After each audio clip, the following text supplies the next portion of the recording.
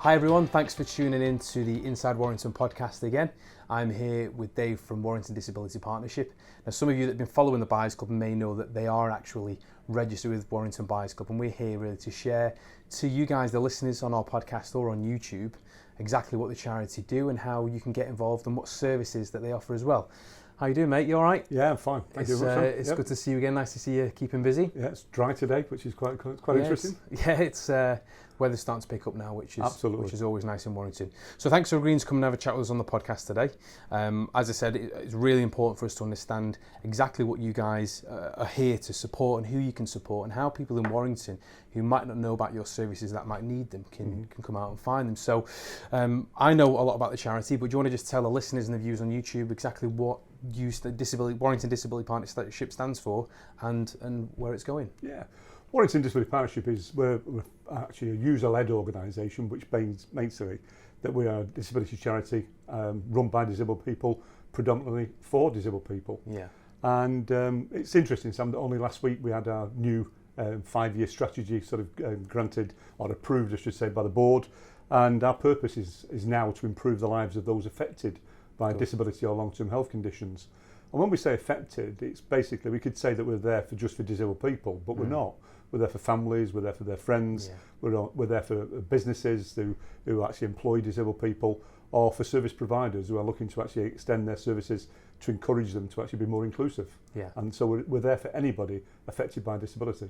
Brilliant. And in terms of this centre itself, do you want to tell people about where this is, where they can find them and what services they can get from here? Yeah, the Warrington Centre for Independent Living is, we've been around now for about 18 years. Yeah. And the Centre for Independent Living came from an idea that I saw in Northern Jutland in Aarhus in Denmark, on some trips that we were doing over there looking for best practice in Europe. And the whole idea of the concept of a Centre for Independent Living is to try and bring together everything under one roof. It's a bit of a one-stop shop. Yeah. So if you've got a disability, there's a true fact, about 14 million disabled people in the UK today, about 40,000 live in Warrington. And of those, 83% of us acquire our disability during our working life. Of course. So for many people, like me, it was a shock. I mean, with my accident back in 1989, I didn't know what to expect. I didn't know where to go. I didn't know what benefits were available. I didn't know what the future held in terms of independent living equipment. Yeah. Sadly, back then, 30 years ago, there was no Google searches. Yeah, no internet. No internet. But actually, even now, today, people today, they'll go online and they're so completely, absolutely drowning in all the information that's out there. You still do need that helping hand from a peer organisation like ours. Definitely. That can help you through that process of, well, this is something you might try, or that is something you might try. Yeah.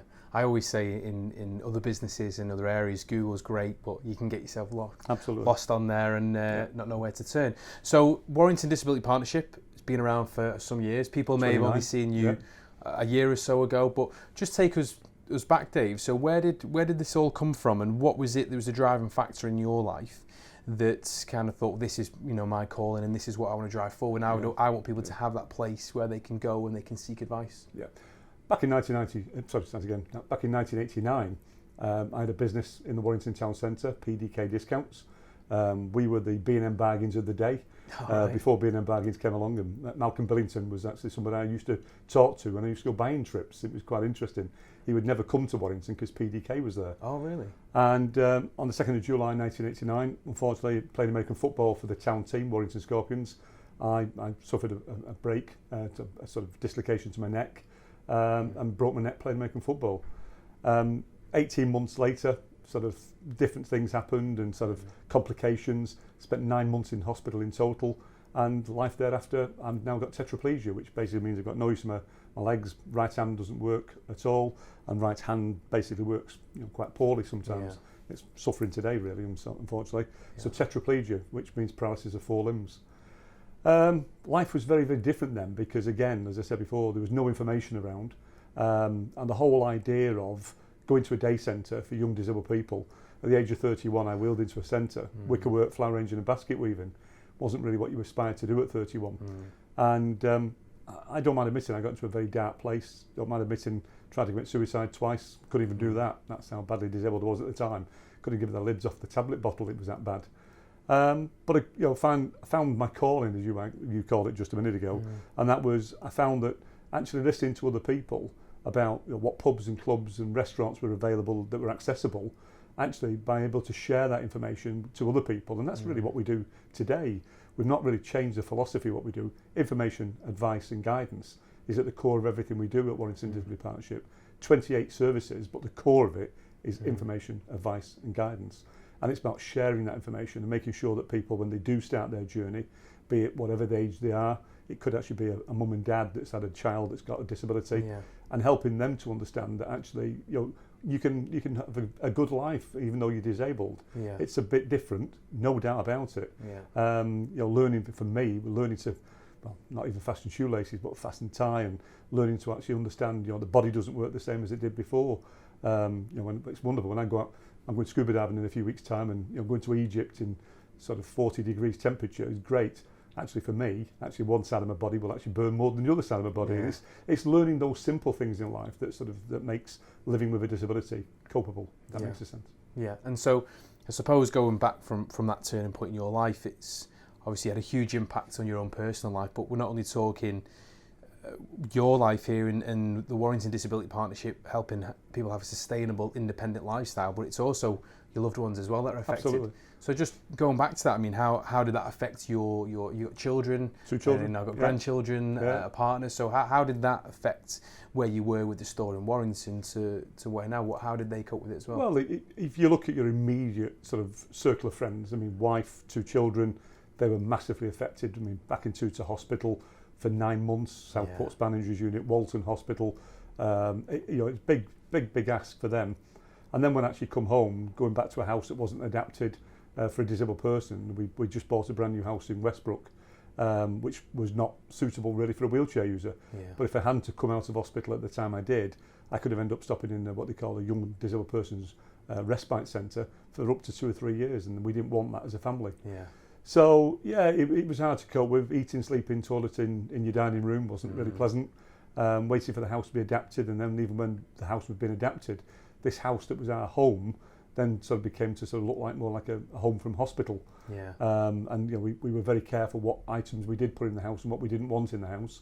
Naturally, accessibility was the big one. Toileting, bathing was another big one. But I had to remember that sort of my wife and 2 children lived in that house as well as me. And that I'd tried really hard to try and get that message across to those who were trying to advise us at the time. So for us, it was that early days, and moving back into the house was a big take.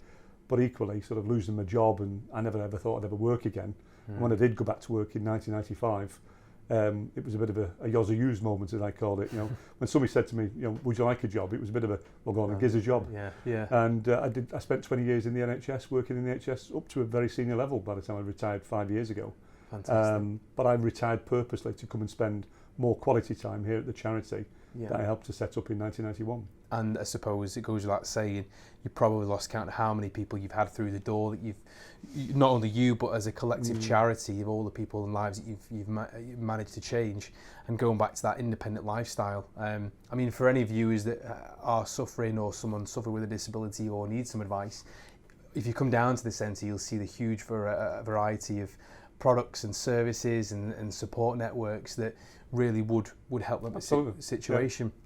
I mean, so if you going back now and knew what you knew today, and obviously you said before there's some dark times, and I know mental health is really prevalent in the media at the moment. Kind of what would you go back to your 31-year-old self now, knowing what you know now, at that time of need? What would you say to yourself? One simple: talk. Talk. Share your frustrations. Share your anxieties. For me, the biggest worry was that if I showed my wife and children and my friends and family how I felt that I would actually make them more distressed, and that them getting more distressed would make me more distressed. Actually, it was completely opposite. When I finally did actually sort of tell my wife I was contemplating suicide, she said, right, we've got to talk. And when we sat and talked, every time I talked about a negative, she spun it into a positive. Because before my accident, and we've just had a conversation about this before we started filming, before my accident, I was just hell-bent on business. Hell-bent on me. Very selfish, and played a lot of sports. American football was only one. From that point of view, sort of spending more time with my family. But actually, talking to her, she made me realise that actually being disabled now gave me more time to be at home with the kids and to help with their schooling and different things. So for me, it was all about sort of sharing that, that sort of those fears and my aspirations and looking forward to the future of being disabled. Now, in that sense, if we can get more and more people to talk early doors, we've got lots of people here, amputees, MS, arthritis, mental health, learning disability, Asperger's, autism. We can actually sort of buddy people up with people who've got a similar condition. And not to say, Sam, that, well, look what I've done, I'm fantastic, I can do it, so can you.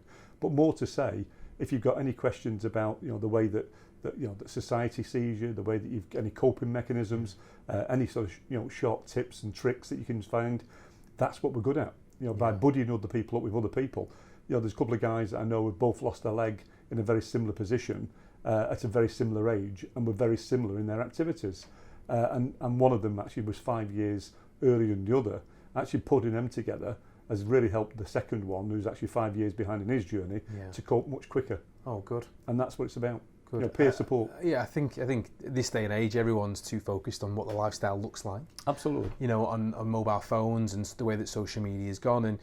And, we've got friends ourselves and who have had difficulties and haven't really spoke about it or kind of covered it up, but then further down the line you can see that it does eat them up inside. And not necessarily, again, going back to that point, if it's someone who is living with a disability, been affected by injury at work or something like that, but also the family members as well, that they can really struggle. Do you know what I mean? And not only for the person who's affected to open up, but the family. I think the Disability Partnership's got a great platform here, that it's here to stay. You've been here since 1991. You've helped all these families, and like I said, over 40,000 people in Warrington now are living with a disability, and it's everyone's sustainable, and everyone's driving forward. I know with the Disability Partnership, you're helping people get back in employment. The charity employs a lot of people as well, so it's a real good factor. So again, if anyone is affected by what we've been discussing so far, then they can reach out to you guys and come and have a chat. So let's move on to the charity anyway. So busy diary every single year. Absolutely. One of the busiest, I think you're one of the busiest people in Warrington, if not the. So just talk us through this year. How can people get involved with you and the charity? What's the plans this year? You can imagine the charity, we've got 50 paid staff, 28 services, 230 volunteers. We rely very, very heavily on support from the public. If you go back 10 years ago, 85% of our funding would have come from core grants from health and social care, education, etc., etc. Today, we turned a big corner. 9 years ago, we launched the Disability Trading Company, which is our trading arm, and we now have 6 retail stores and other outlets, and we do lots of work around recycling and engineering and sort of servicing. And that side generates small profit, and the profit goes to the charity. But going back to the public and how the public and also businesses, corporate support. We've got a lot of corporate supporters, in this town. One of our services we opened in Warrington Hospital only 18 months ago came on the back of a successful plea for help that I gave at the Warrington Business Awards. And we had 10 local businesses came forward and pledged £5,000 over the next sort of 2 years to help us actually launch the new hospital shop in Mornington Hospital. So beginning of the year always starts with planning the year ahead, of course. Sponsored swim, early doors, we've got a sponsored swim in a couple of weeks' time.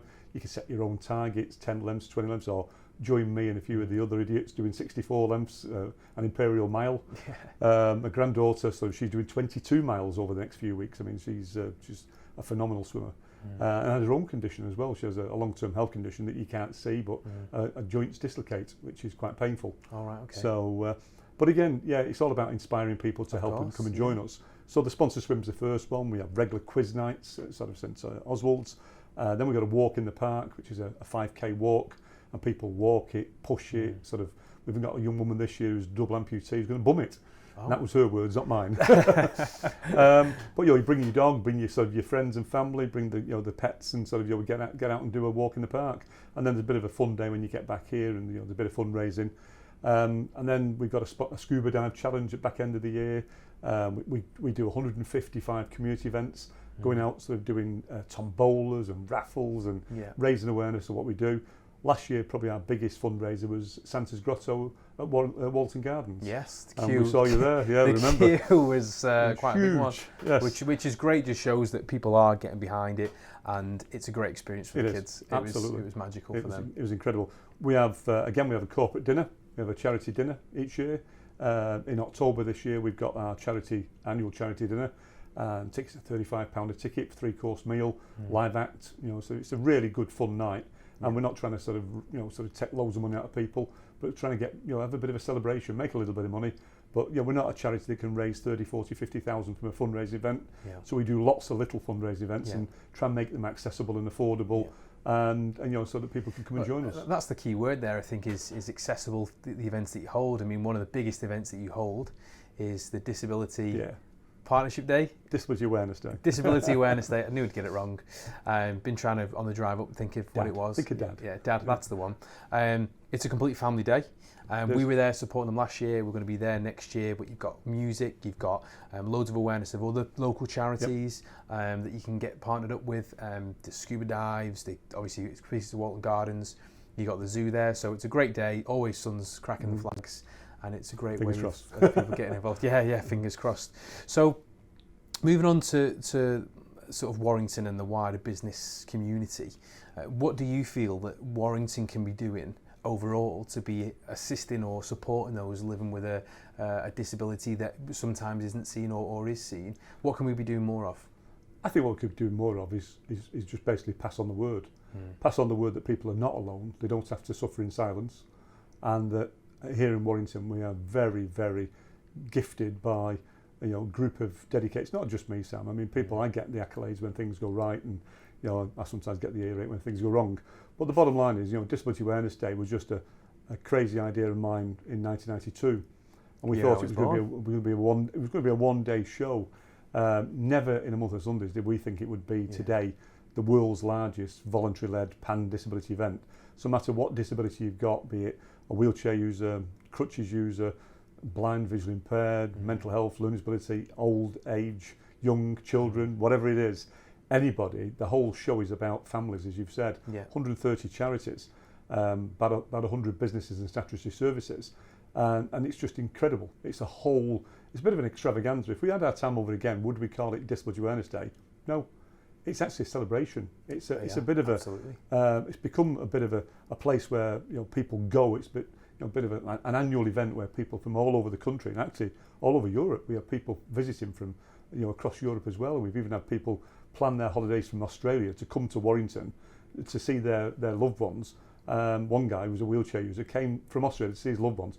Planned it around Disability Awareness Day. Fantastic. So the other big thing is that we spawned 10 events worldwide as well. Oh, fantastic! And really? to hold events in other countries, in India, Cameroon, in the middle of a jungle. We gave £200 last year to a small group called Closing the Gap organisation, to a young lad called Tanga, who picked up the message on Facebook. And literally, when we give him £200, you're not really quite sure you're giving 200 quid to somebody in their back bedroom in London somewhere. Actually, he does live in Cameroon jungle, and he has got a group called Closing the Gap, and they are formidable at what they do in disability. And the guys, I think it's polio that Tang's got, and it just shows you what the internet can do.